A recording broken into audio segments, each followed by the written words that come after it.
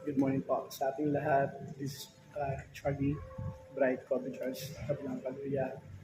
I'm here at the Mary Health of Christians Parish National Shire. Ngayon po yung kapistahan ng ating Holy Family, Baby Jesus,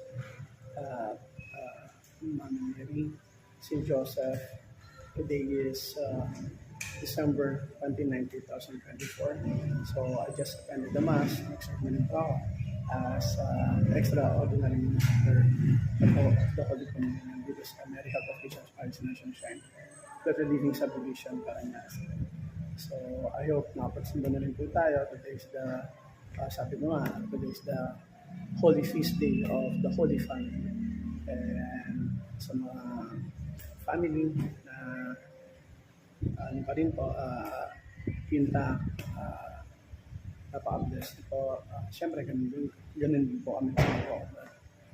Still intact, healthy, and I hope nakapagsimulan po tayo, nililay, yung fasad ng Mary Health of Christians Parish National Shire. And at may 12 noon mas po yung binyag, saka misa. Again, Feast Day of the Holy Family. I hope makapagsamin po tayo bilang sa mga hindi pa po magsamin po tayo bilang Catholic congregation.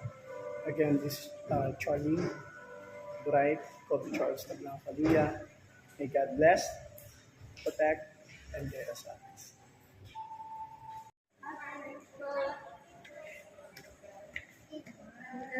We shall be servants for our nation.